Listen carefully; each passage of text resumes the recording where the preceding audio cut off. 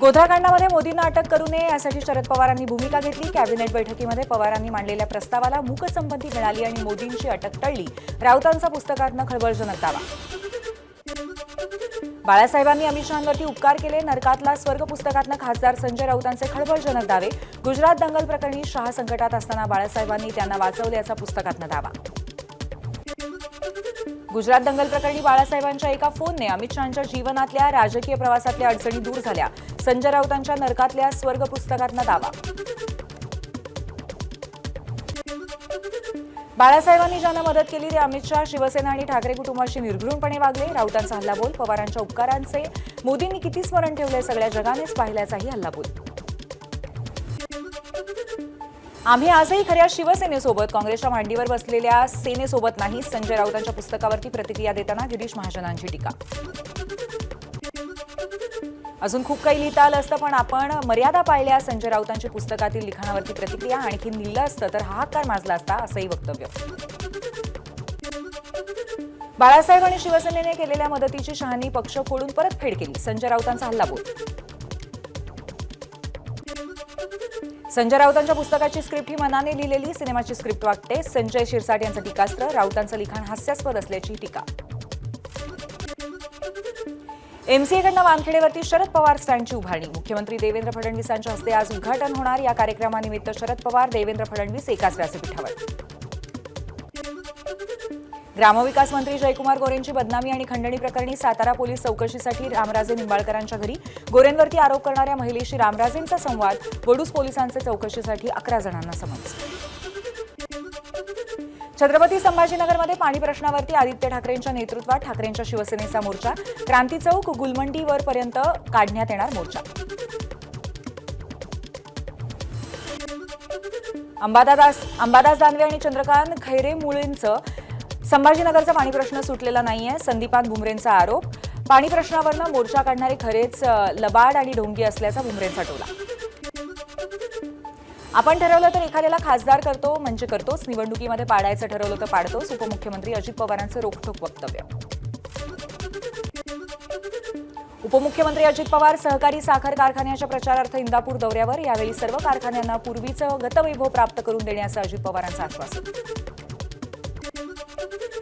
संजय राऊत मानहानी प्रकरणामध्ये नितेश राणेंच्या विरोधात जामीनपत्र वॉरंट। माझगाव कोर्टाचा निर्णय। पुढील सुनावणीसाठी 2 जून रोजी राणेंना न्यायालयामध्ये उपस्थित राहण्याचे आदेश। राज्य सरकारने वाळूविषयक धोरण लागू केलं असतानाही राज्यामध्ये सर्वत्र वाळू माफियांचं राज्य। मंत्री आशिष जयस्वाल यांचा सरकारला खर्च आहे। भंडारा जिल्ह्यातल्या मध्यवर्ती सहकारी बँकेच्या मतदार यादीमध्ये आमदार नरेंद्र भोंडेकरांचं नाव वगळल्यामुळे नाराजी। बँक प्रशासनाने योग्य निर्णय न दिल्यास भोंडेकरांकडून आंदोलनाचा इशारा। बदलापूर लैंगिक शोषण प्रकरणातील आरोपी अक्षय शिंदेच्या कथित एन्काउंटरचं प्रकरण। पोलीस महासंचालक रश्मी शुक्ला यांच्या मार्गदर्शनाखाली नवी एसआयटी स्थापन। अलिबागमधल्या मूकबधीर मुलांच्या शाळेचं काम संथ गतीने। जिल्हा परिषदेकडनं 2,46,00,000 रुपयांचा निधी मंजूर, तरीही काम अर्धवट। मुलं घेतायत भाड्याच्या खोलीत शिक्षण। पनवेल कळंबोली दरम्यान आज रात्री ब्लॉक। कळंबोली रेल्वे उड्डाणपुलावरती गर्डर उभारणीसाठी मध्यरात्री 2 ते पहाटे 4 वाजेपर्यंत ब्लॉक। मँगलोर एक्सप्रेस आपटाच स्थानकावरती थांबवली जाणार। पावसाळ्याआधीची 75% नालेसफाई पूर्ण, मध्य रेल्वेचा दावा। रुळांवरती पाणी साचू नये यासाठी सायन आणि कुर्ला दरम्यान तसंच विक्रोळी आणि घाटकोपर दरम्यान मायक्रो टॅनेलिंग केल्याची रेल्वेची माहिती। पावसाळा तोंडावर आल्यामुळे रस्ते काँक्रिटीकरणाच्या कामाला मुंबई महापालिकेकडनं वेग। 20 मे नंतर रस्त्यावरती नवं काँक्रीट न टाकता उर्वरित कामं पूर्ण करण्यावरती भर देण्याचं पालिकेचं नियोजन। 4 आठवड्यामध्ये मोसमी पावसाचा प्रवास वेगात, त्यामुळे यंदा वेळेपूर्वीच मोसमी पाऊस केरळमध्ये दाखल होणार। भारतीय हवामान विभागाने व्यक्त केला अंदाज। मान्सूनपूर्व पावसाने अनेक ठिकाणी पाणी साचल्यानंतर नाशिक महापालिकेकडनं सर्वेक्षण। शहरामध्ये पाणी साचणारे 219 स्पॉट्स महापालिकेच्या सर्वेक्षणातनं उघडे पडले। यवतमाळच्या नेर तालुक्यातील बोरगाव लिंगा गावाला वळवाच्या पावसाने झोडपलं। अनेक घरांचे पत्रे उडाले। एके ठिकाणी अंगावरती भिंत कोसळल्यामुळे महिला कोसळली। संरक्षक भिंत कोसळून शाळेचंही नुकसान। सिंधुदुर्गामध्ये सलग 4थ्या दिवशी जोरदार वळीवाचा पाऊस। अर्धा तास झालेल्या पावसाने सखल भागामध्ये पाणी साचलं।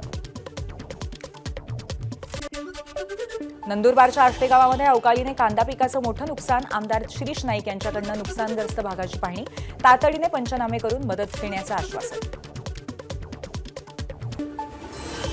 चंद्रपूरमधल्या ताडोबा व्याघ्र प्रकल्पामध्ये छोटा मटका वाघाकडनं ब्रह्मवाघाचा बळी. नयनतारा वाघिणीसाठी छोटा मटका वाघाने आतापर्यंत 3 वाघांचा फरशा पाडला.